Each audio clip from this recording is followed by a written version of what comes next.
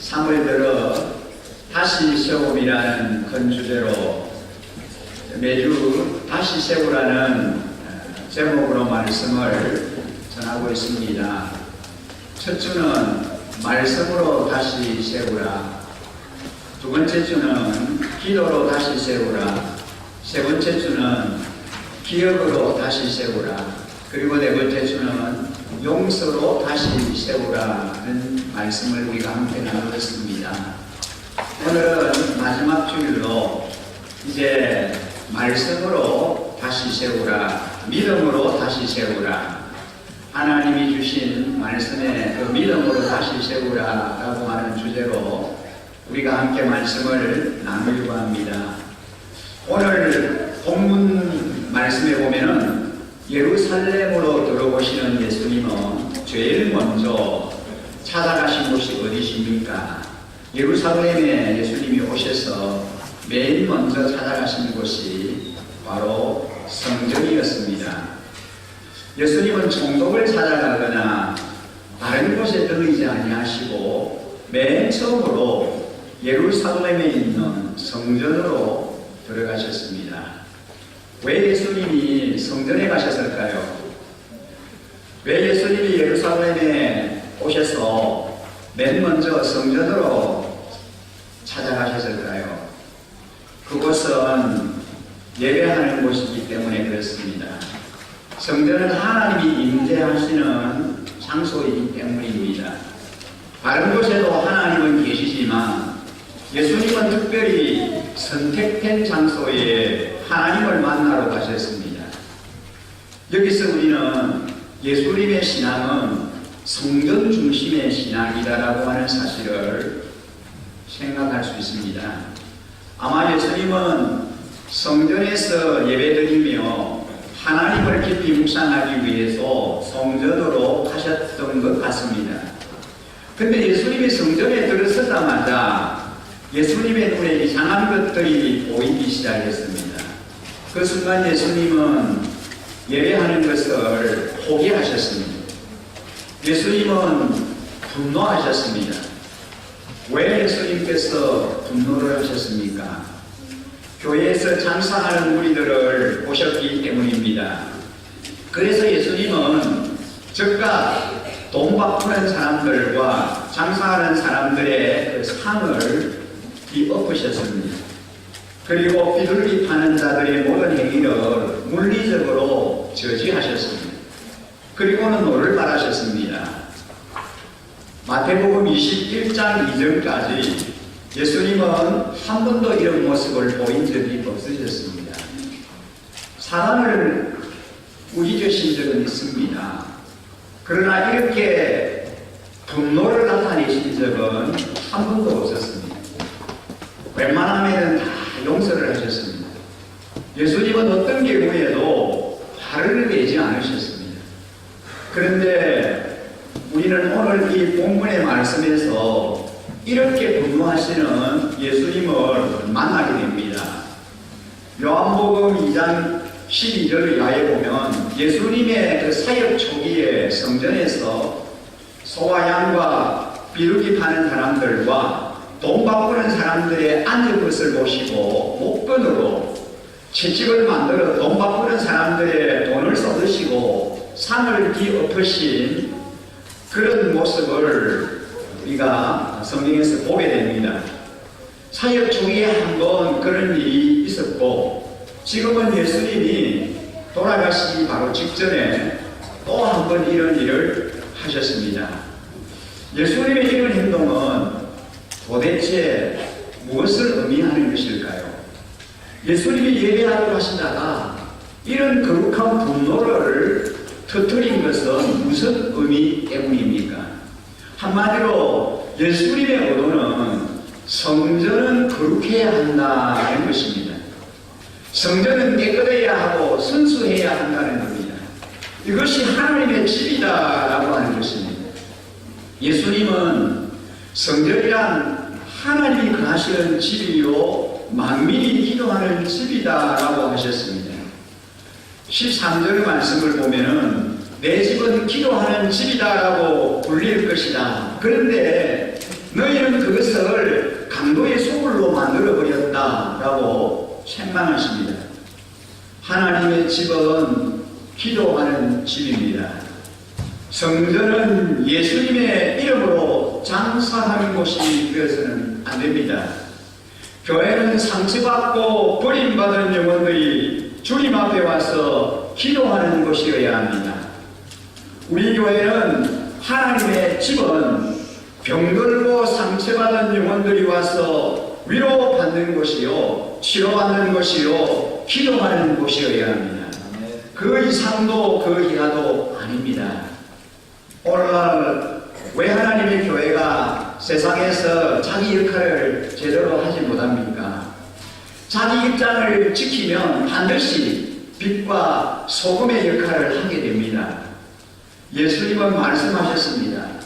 이 집은 만민의 기도하는 집인데 너희들이 강도의 소굴로 만들었다라고 책망하십니다.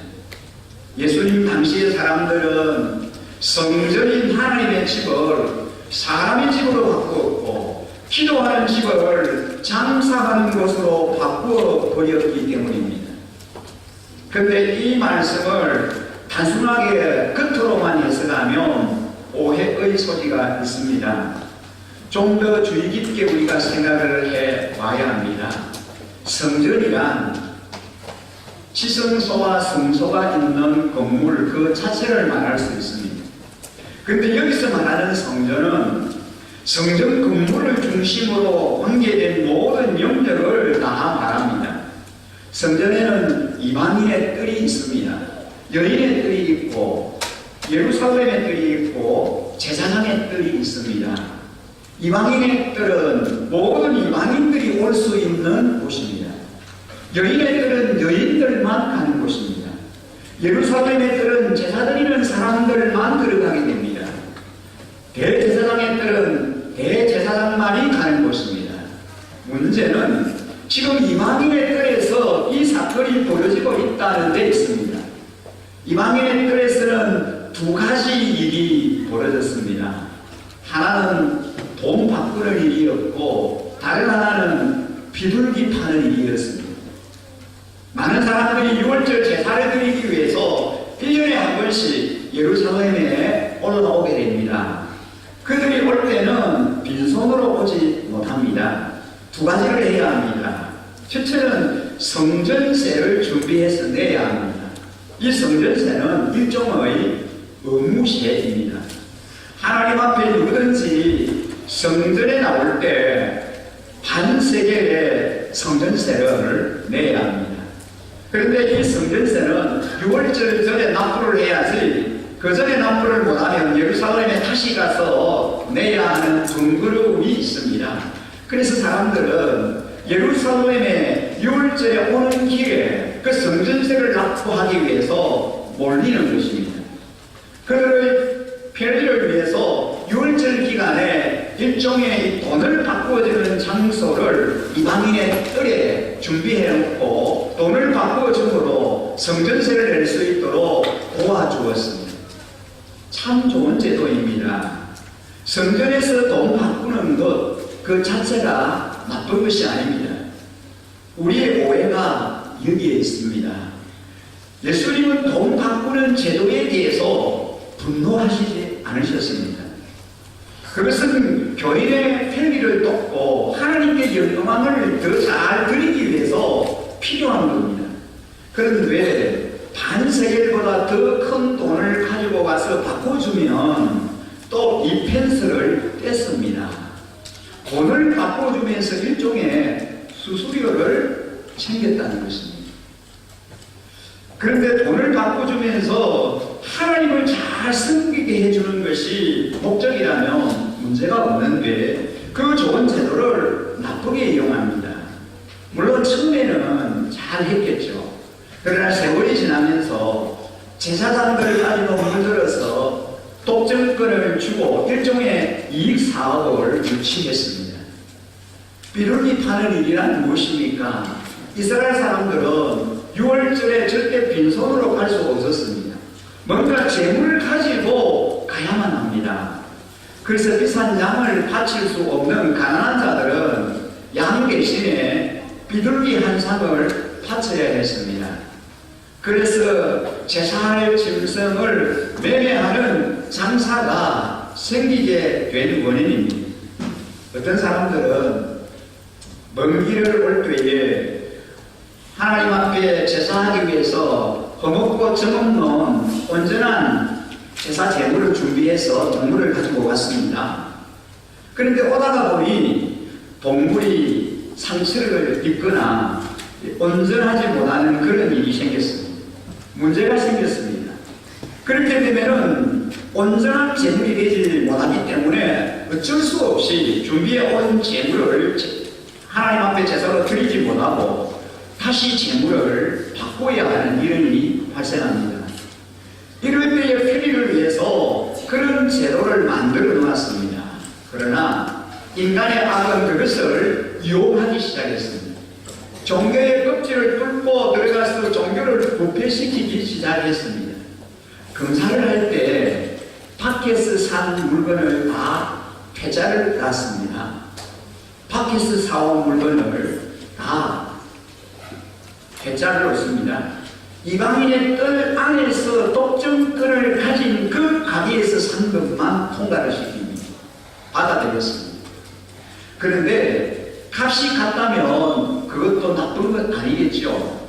그런데 이쪽은 8펜스고 저쪽은 15신랑입니다. 가격 차이가 엄청나게 났다는 게 문제입니다. 물론 그렇게 해서 생긴 이득을 성전 보수나 성전 유지, 도로 관리와 여러 가지 제사에 필요한 것을 공급하는 데 썼다라고 합니다. 그러나 문제는 그렇게 하는 척 하면서 몇몇 사람이 이기심을 만족시켰다라고 하는 데 있습니다. 하나님 앞에 바치는 사는 제사에 관심이 있는 것이 아니라 어떻게 하면은 수입을 더 올릴 수 있느냐, 거기에 관심을 가졌습니다. 여기에 예수님의 분노가 있었습니다. 이런 광경을 보시고 주님께서 무거운 분노를 발하신 것입니다. 제도에 대한 분노가 아니라 제도를 이용하는 사람들에 대한 분노입니다. 양을 바치지 못하고 비둘기를 바쳐야 하는 가난한 자들을 종교적이고 거룩한 방법으로 하나님의 이름으로 제사의 이름으로 착취했습니다. 우리 교회의 위기가 여기에 있습니다. 교회에 이기적인 인간의 야심이 들어가면, 돈 버는 것에 관심이 들어가면 예수님의 분노가 일어날 수밖에 없습니다. 오늘날 교회의 문제가 무엇입니까? 순결입니다. 성경 공부 지식의 문제가 아닙니다. 아무리 많은 걸 배워도 순종하지 않는 태도가 있다든지 순결한 태도가 없다면 아무 쓸모 없습니다. 하나님은 우리에게 순결을 원하십니다. 순수한 것을 원하십니다. 진실한 것을 원하십니다. 크고 작은 것은 그 다음의 문제입니다. 마음이 문제이고 태도가 문제입니다. 내적인 것이 문제인 것입니다. 과연 우리는 하나님 앞에 얼마나 겸손한가, 얼마나 정직한가, 얼마나 순결한가, 얼마나 진실한가 하는 것이 중요한 것입니다. 참된 예배란 이런 더러운 동기를, 잘못된 야심들을 청소하는 데부터 시작됩니다. 예배 형식이 갖추어지지 않아도 괜찮습니다. 하나님이 원하시는 것은 제사가 아니라 상한 심령이라고 말씀하십니다. 어떤 때는 기도도 못하고 오 하나님, 이 한마디로 모든 것이 다 끝날 수가 있습니다. 그러나 모든 설교, 모든 기도, 모든 응답, 모든 봉사가 그 한마디에 요약될 수도 있습니다. 진실하고 순수하면 문제가 되지 않습니다. 예수님이 성전 청소하시는 것은 예배의 조건을 만족시키는 것이 아닙니다. 여러분, 우리가 읽은 14절에 보면은요, 성전들에서 눈먼 사람들과 다리를 저는 사람들이 예수님께로 다 나왔다 그랬습니다. 예수님께서 그들을 다 고쳐주셨다라고 말씀합니다. 성전을 청소하시는 것이 부정적인 면이라고 한다면 병든 자를 치료하시는 것은 긍정적인 면입니다. 성전에 많은 병든 자들과 이방인들이 몰려왔습니다. 예수님은 그 잃어버린 영혼, 절망한 영혼, 방황하는 영혼들을 너무너무 사랑하셨습니다. 그들을 어루만져 주시고 기도해 주시고 안수해 주시고 그분의 능력으로 그들을 다 고쳐주셨습니다. 여러분, 교회가 바로 이런 곳입니다. 교회가 이런 일을 해야 하는 것입니다. 여러분, 우리 교회가 오늘날 해야 하는 일이 바로 이 일입니다. 이것이 바로 우리 교회의 본질입니다. 잃어버린 영혼, 죽어가는 영혼, 그래서 교회에 찾아오는 영혼에게 우리가 관심을 갖습니다. 그뿐만 아니라 부름받은 어떤 사람들을 우리가 기도하고 도와주어서 그분들로 하여금 몽고로 가게 하고 스리랑카로 가게 하고 아프리카로 가게 해서 잃어버린 영혼들을 찾아야 합니다. 이것이 오늘 우리 교회가 해야 할 본질적인 사명입니다. 교회의 본질이 이런 것이라면 우리의 상한 영혼들이 치료받게 되기를 간절히 축복합니다.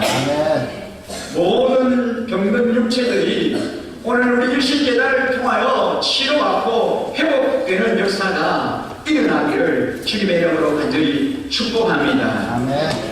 우리 남자 집사님들이, 우리 교회 남자 젊은 집사님들이 축구를 좋아하니까 직장 퇴근하고 참 피곤함에도 불구하고 저녁 8시에 약속한 장소 풋살장으로 이제 몰려옵니다. 달려옵니다.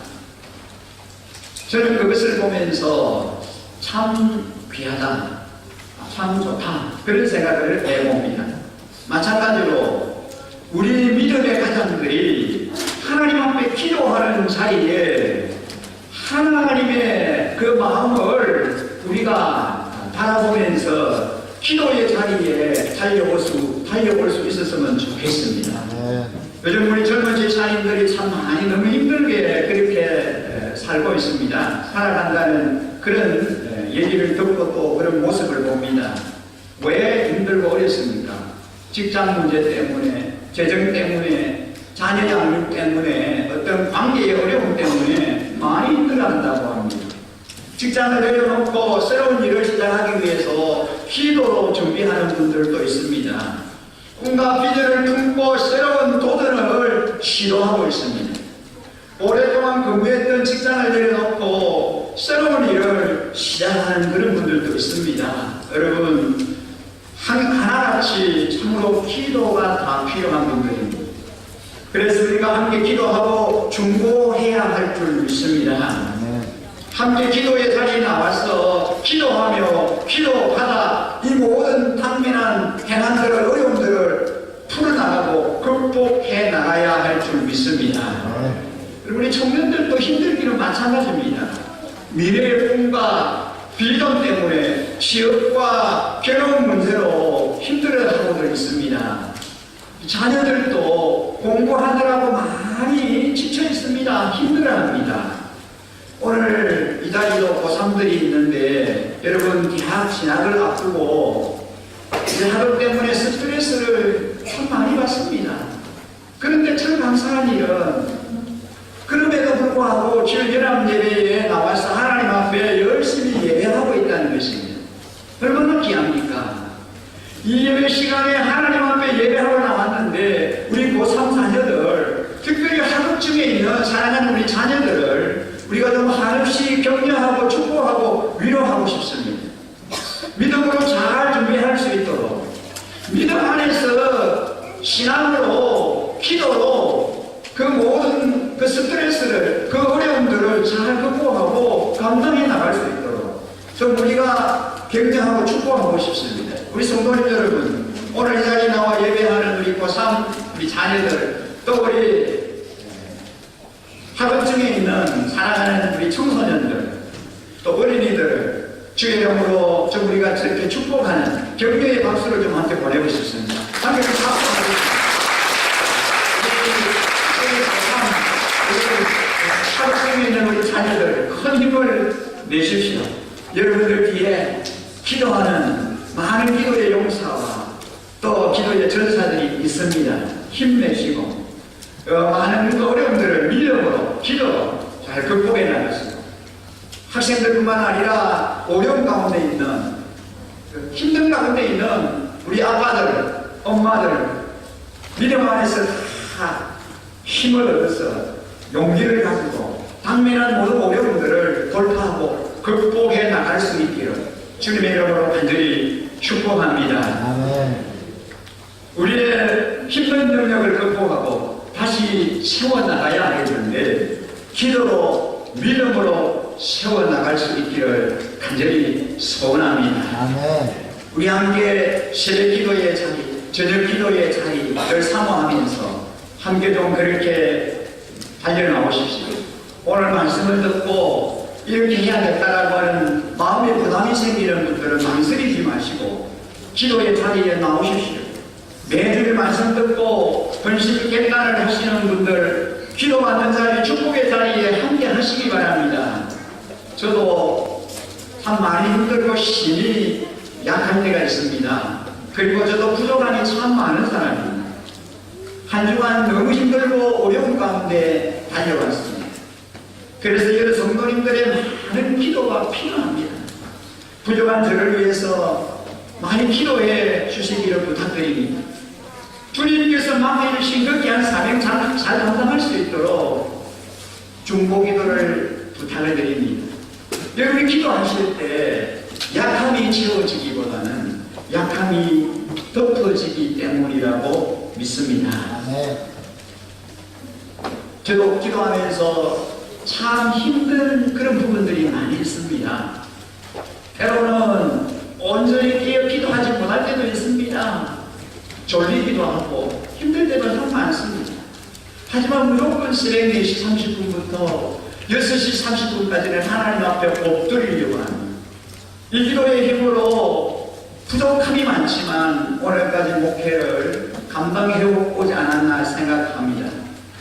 버티는 기도를 통해 인내를 배우고 소망을 품고 기다리는 믿음과 신실하신 하나님의 성품을 배워가고 예수님을 닮아가게 되는 것, 이것이 큰 복 중에 복이라고 생각합니다. 솔직히 제가 부족한 사람인 것을 알기 때문에 계속해서 하나님 앞에 울면서 엎드리려고 합니다. 그럴 때 하나님은 더 엎드리라고 말씀하십니다. 우리 교회 목장 목녀분들은 하루에 20분 이상 나흘을 목장 식구들의 이름을 불러가면서 기도하겠다라고 서약을 했습니다. 사실 목장 목녀분들이 목원들을 위해서 해줄 수 있는 것이 그렇게 많지 않습니다. 별로 없습니다. 이 사실을 빨리 깨달으면 깨달을수록 목양이 자유함이 생길 것입니다. 목장 식구들을 도울 수 있는 유일한 길은 전지전능하신 하나님께 호소하여 하나님께서 이들을 돕고 문제를 해결해 주시도록 하는 바로 그 길입니다. 여러분, 우리가 뭐 어떻게 어려운 가운데 있는 우리 목원들을 어떻게 돕고 어떻게 그분들에게 힘이 되고 격리가 될 수 있겠습니까? 같이 힘들어하고 같이 아플 때 같이 아파하면서 그분들을 위해서 하나님 앞에 중보하며 간절히 기도하는 것, 그것이 목자 목녀의 사명이고 가장 우리 목원들을 위해서 할 수 있는 중요한 일이다라고 그렇게 여겨집니다. 하나님의 자녀가 기도하면 하나님이 반드시 응답하시고 들어주실 줄 믿습니다. 기도의 질과 함께 양도 중요하게 여기고 간절히 기도의 분량을 채우는 우리 모든 성도님들이 다 되시기를 주님의 이름으로 간절히 부탁을 드립니다. 저는 우리 교회가 놀라운 기적을 일으키는 그런 교회가 되기를 간절히 하나님 앞에 소원하며 기도합니다. 성령 하나님께서 오셔서 모든 병든 자들이 일어나기를 간절히 주님 앞에 간구합니다.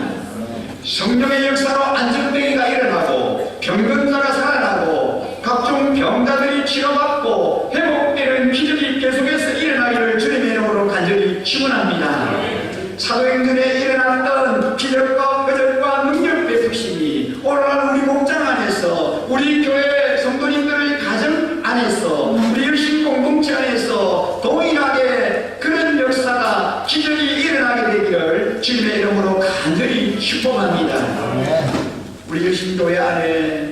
치유와 회복의 역사가 끊임없이 일어나야 할 것입니다. 오늘 우리에게 필요한 목회가 바로 이런 치유 목회요 회복의 목회이기 때문입니다. 우리가 모든 백화에서 자유함을 얻고 묶임에서 노임을 받기 위해서 우리는 끊임없이 기도하며 주님의 은혜를 갈망하고 사모해야 할 줄 믿습니다. 우리 몸 안에 있는 모든 질병과 연약함에서 자유함을 얻고 그 병에서 온전해질 때까지 지속적으로 기도하고 축복받고 안수받으면서 하나님 앞에 매달려야 할 줄 믿습니다. 때로는 우리가 한 번 기도할 때 하나님이 기적 베푸시고 치료하실 때도 있을 것입니다. 그러나 여러분, 매번 그런 역사가 일어나는 것만은 아니라는 것입니다. 오랫동안 인내하면서 하나님의 역사와 하나님의 기적을 사모하면서 끊임없이 계속해서 기도할 때 하나님의 때에 우리를 만지시고 우리를 치료하시고 우리의 선한 심령을 회복시켜 주시고 하나님께서 놀라운 기적과 표적과 능력을 베풀어 주시리라고 믿습니다. 우리의 기도 제목이 이루어질 때까지 간절히 끈질기게 기도하십시다. 우리 지체 중에 매일 새벽마다 제단을 쌓고 목사님의 안수 기도를 받는 그런 성도님들이 있습니다. 우리 울성이도 수요일 저녁 기도 시간과 주일 연합예배 후에 근신대 앞에 나와서 계속해서 기도를 받기로 했습니다. 여러분, 야고보서 4장 14절에서 16절 말씀을 우리가 함께 좀 같이 읽어보실까요? 잘 아는 말씀입니다. 이 말씀 같이 한번 믿음으로 우리가 함께 같이 읽겠습니다. 여러분 가운데 병든 사람이 있습니까? 그런 사람은 교회의 장로들을 부르십시오. 그리고 그 장로들은 주님의 이름으로 그에게 기름을 바르고 그를 위하여 기도하여 주십시오. 믿음으로 간절히 드리는 기도는 병든 사람을 낫게 할 것이며 주님께서 그를 일으켜 주실 것입니다. 또 그가 죄를 지은 것이 있으면 용서를 받을 것입니다. 그러므로 여러분은 서로 죄를 고백하고 서로를 위하여 기도하십시오. 그러면 여러분은 낫게 될 것입니다. 의인이 간절히 비는 기도는 큰 후력을 냅니다. 여러분, 아멘이십니까? 믿으십니까? 그렇습니다. 하나님의 말씀입니다. 병든 자를 위하여 기름을 바르라 그랬습니다. 주님께서 주신 모든 술과 약으로 치료하라고 하십니다. 그리고 어떻게 하라고 하십니까? 믿음으로 간절히 기도하라고 하십니다. 믿음으로 간절히 기도하면 병든 사람이 나을 것이라고 하십니다. 의인이 간절히 기도할 때 큰 효력이 나타난다라고 말씀하십니다. 우리 교회 안에 치료와 회복의 기름 부으심이 충만하게 임하고 있습니다. 기적이 일어나고 있습니다. 우리 일신재단에서 기도하여 각종 백에서 꽃을 받는 기적이 계속해서 일어나기를 주의 이름으로 간절히 축복합니다. 단단한 여리고성이 무너지듯이 모든 장벽이 무너지고 홍해바다가 갈라져 마른 땅을 걷는 같은 기적을 경험하게 되기를 주의 이름으로 축복합니다. 사방이 벽으로 뚫려 쌓인 것 같은 재정의 어려움 가운데서도 하나님이 길을 열으셔서 복의 복을 더하여 주시고 환난 근심 걱정이 물러가고 감사할 일들만 일어나게 되기를 주의 이름으로 간절히 축원합니다. 요셉이 가는 곳마다 주님이 함께 하심으로 형통케 하셨던 것처럼 임마누엘의 기적이 언제나 함께 하시기를 기도합니다. 그래서 요셉의 가지가 담을 넘은 것 같은 그런 복을 부어주시고 이삭에게 100배의 수확을 주심처럼 우리 모든 어려움 가운데 힘든 가운데 있는 우리 모든 공동님들에게 하나님의 능력 베푸시고 기적 베풀어 주시는 역사가 우리 안에 일어나게 되기를 주의 이름으로 간절히 축원합니다. 오늘 본문의 말씀을 통하여 예수님은 새 시대 새 성전에 필요한 것이 믿음이다라고 말씀합니다. 유대교의 성전을 대체할 성전은 믿음의 공동체다라고 말씀합니다. 이제 주님 안에서 드린 믿음의 공동체가 성전에서의 기도를 대신할 거다라고 말씀합니다. 이제 내 앞에 가정과 목장과 교회 앞에 놓인 당면한 모든 문제를 믿음으로 기도로 극복해 나가야 할 것입니다. 우리 모든 믿음과 기도로 다시 일어나서 기적을 만들어가는 주인공들이 다 되시기를 주의 이름으로 간절히 축원합니다. 여러분,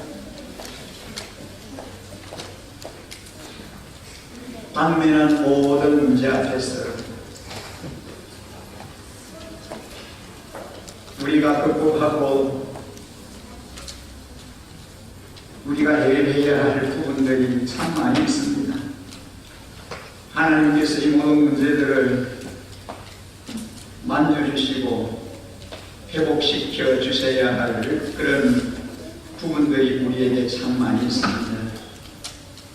오늘 이 말씀을 준비하면서 예수 늘 함께 하시네라고 하는 찬양을 생각하게 되었습니다.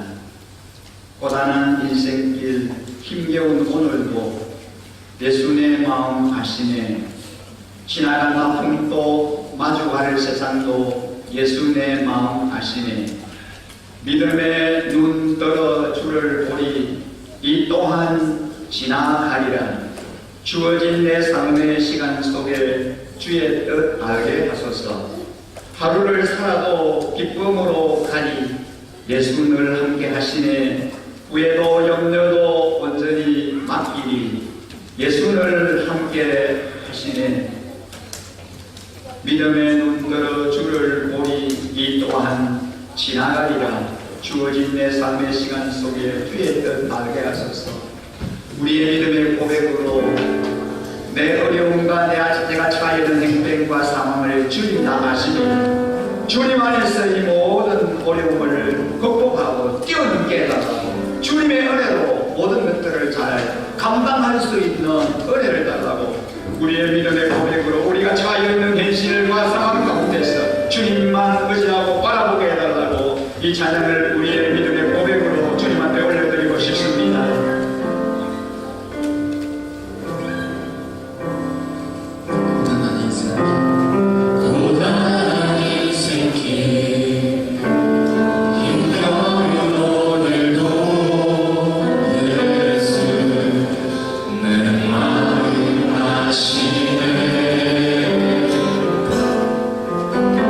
지나간 아픔도